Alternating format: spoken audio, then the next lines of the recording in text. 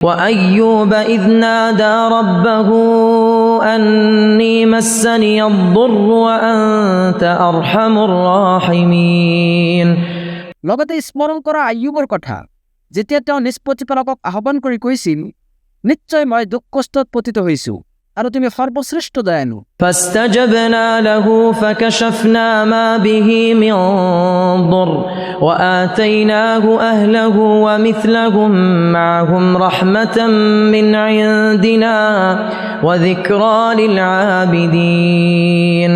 তেতিয়া আমি তেওঁৰ আহ্বানত সঁহাৰি দিছিলো, তেওঁৰ দুখ কষ্ট দূৰ কৰি দিছিলো আৰু তেওঁক তেওঁৰ পৰিয়ালবৰ্গ উভতাই দিছিলো আৰু প্ৰদান কৰিছিলো তেওঁলোকৰ লগতে তেওঁলোকৰ সমপৰিমাণ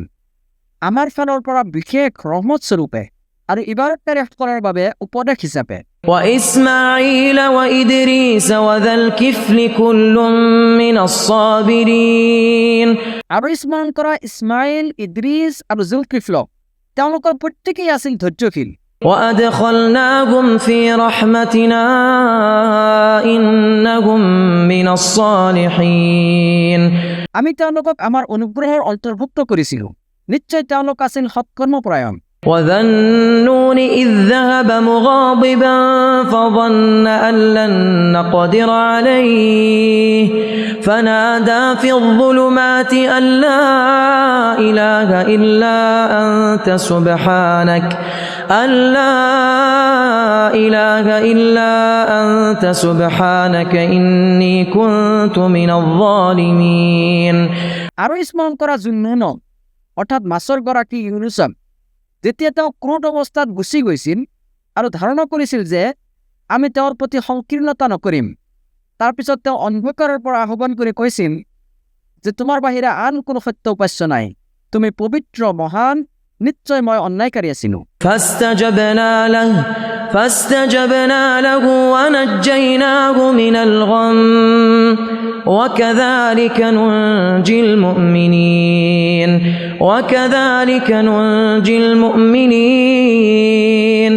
তেতিয়া আমি তেওঁৰ আহ্বানত সঁহাৰি দিছিলো আৰু তেওঁক দুশ্চিন্তাৰ পৰা উদ্ধাৰ কৰিছিলো আৰু এইদৰে আমি মুমিনসকলক উদ্ধাৰ কৰো। وزكريا إذ نادى ربه رب لا تذرني فردا وأنت خير الوارثين আৰু স্মৰণ কৰা জাকাৰিয়াৰ কথা, যেতিয়া তেওঁ নিজ প্ৰতিপালকক আহ্বান কৰি কৈছিল, হে মোৰ প্ৰতিপালক, মোক অকলশৰীয়াকৈ অৰ্থাৎ নিসন্তান এৰি নিদিবা, তুমিয়েতো শ্ৰেষ্ঠ উত্তৰাধিকাৰী। فاستجبنا له ووهبنا له يحيى وأصلحنا له زوجه إنهم كانوا يسارعون في الخيرات ويدعوننا رغبا ورهبا وكانوا لنا خاشعين ফলত আমি তেওঁৰ আহ্বানত সঁহাৰি দিছিলো আৰু তেওঁক দান কৰিছিলো ইয়াহিয়া, আৰু ইয়াৰ বাবে তেওঁৰ স্ত্ৰীক গৰ্ভধাৰণৰ যোগ্য কৰি তুলিছিলো। তেওঁলোকে সৎকৰ্মত প্ৰতিযোগিতা কৰিছিল, লগতে তেওঁলোকে আমাক আগ্ৰহ আৰু ভীতিৰ সৈতে আহ্বান কৰিছিল আৰু তেওঁলোক আমাৰ প্ৰতি বিনীত আছিল। والتي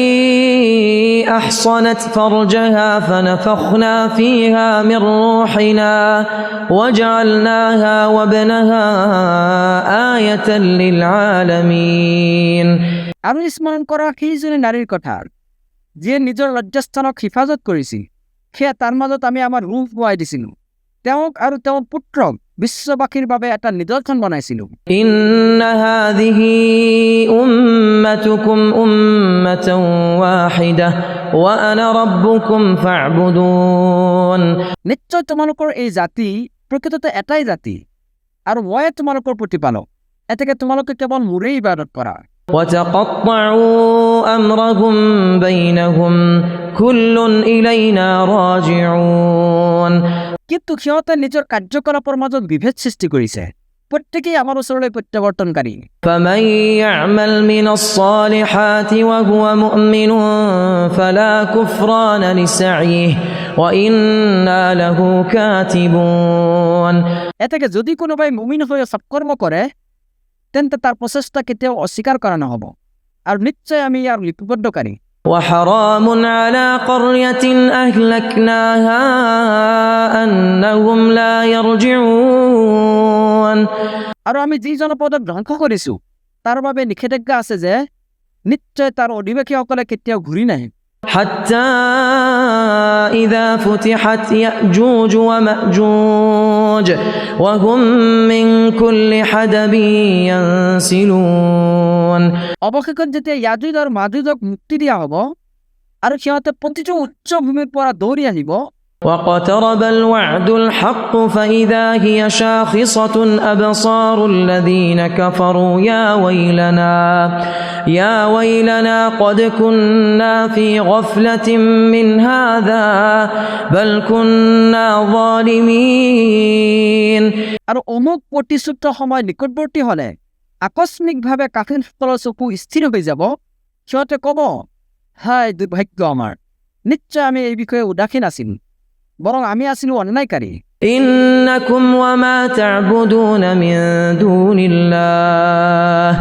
إنكم وما تعبدون من دون الله حصب جهنم أنتم لها واردون নিশ্চয় তোমালোক আৰু আল্লাহৰ পৰিৱৰ্তে তোমালোকে যিবোৰৰ ইবাদত কৰা সেই সকলোবোৰ হৈছে জাহান্নামৰ ইন্ধন তোমালোক আটায়ে তাত প্ৰৱেশ কৰিবা لو كان هؤلاء آلهة ما وردوها وكل فيها خالدون যদি সিহঁত ইলাহ হ'লেহেঁতেন তেন্তে সিহঁত জাহান্নামত প্ৰৱেশ নকৰিলেহেঁতেন আৰু সিহঁত আটায়ে তাত স্থায়ী হ'ব لهم فيها زفير وهم فيها لا يسمعون তাত থাকিব সিহঁতৰ চিঞৰ বাখৰ আৰু আৰ্তনাদ সেইকাৰণে সিহঁতে তাত একোৱে শুনা নাপাব إن الذين سبقت لهم منا الحسنى أولئك عنها مبعدون নিশ্চয় যিসকলৰ বাবে পূৰ্বৰে পৰা আমাৰ কল্যাণ নিৰ্ধাৰিত আছে তেওঁলোকক ইয়াৰ পৰা আঁতৰত ৰখা হ'ব لا يسمعون حسيسها وهم فيما اشتهت أنفسهم خالدون তেওঁলোকে জাহান্নামৰ ক্ষীণ শব্দও শুনা নাপাব আৰু তাত তেওঁলোকে মনপুত বস্তুৰ মাজত চিৰকাল থাকিব لا يحزنهم الفزع الأكبر وتتلقاهم الملائكة هذا يومكم الذي كنتم توعدون মহাভীতিয়েও তেওঁলোকক চিন্তিত নকৰিব আৰু ফিৰিষ্টাসকলে তেওঁলোকক অভ্যৰ্থনা কৰিব এই বুলি যে এইটোৱে হৈছে তোমালোকৰ সেই দিৱস যাৰ প্ৰতিশ্ৰুতি তোমালোকক দিয়া হৈছিল يوم نطوي السماء كطي السجل للكتب كما بدأنا أول خلق نعيده وعدا علينا إنا كنا فاعلين সেইদিনা আমি আকাশক মেৰিয়াই পেলাম যেনেকৈ মেৰুৱা হয় লিখিত দলিল পত্ৰ যিদৰে আমি প্ৰথমবাৰ সৃষ্টিৰ সূচনা কৰিছিলোঁ সেইদৰে পুনৰ সৃষ্টি কৰিম এইটোৱে আমাৰ কৃত প্ৰতিশ্ৰুতি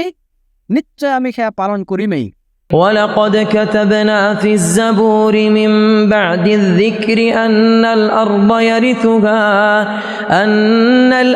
يرثها عبادي الصالحون আৰু নিশ্চয় আমি উপদেশৰ পিছত জাবৰত লিখি দিছো যে কেৱল মোৰ সৎকৰ্মশীল বান্দাসকলেই পৃথিৱীৰ উত্তৰাধিকাৰী হ'ব إن في هذا لبلاغا لقوم عابدين নিশ্চয় ইয়াত আছে ইবাদতকাৰী সম্প্ৰদায়ৰ বাবে পৰ্যাপ্ত বিষয়বস্তু وما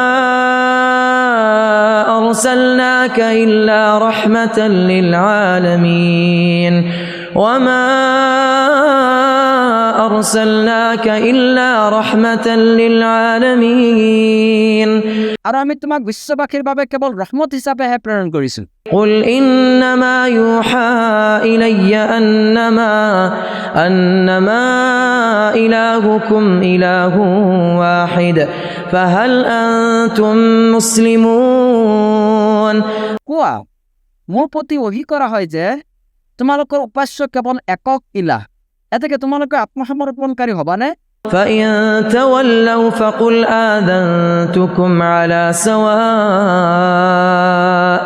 وإن أدري أقريب أم بعيد ما توعدون তথাপিও যদি সিহঁতে মুখ ঘূৰাই লয় তেন্তে তুমি কৈ দিয়া মই তোমালোকক যথাযথভাৱে জনাই দিছো আৰু তোমালোকক যি বিষয়ৰ প্ৰতিশ্ৰুতি দিয়া হৈছে মই নাজানো সেয়া নিকটৱৰ্তী নে দূৰৱৰ্তী। إنه يعلم الجهر من القول ويعلم ما تكتمون নিশ্চয় তেওঁ প্ৰকাশ্য কথা সম্পৰ্কেও জানে আৰু তোমালোকে যি গোপন কৰা সেয়াও তেওঁ জানে। وإن أدري لعله فتنة لكم ومتاع إلى حين আৰু মই নাজানো হয়তো এইটো অৰ্থাৎ বিলম্ব হোৱাটো তোমালোকৰ বাবে এটা পৰীক্ষা আৰু কিছু সময়ৰ বাবে জীৱন উপভোগৰ সুযোগ। قال رب احكم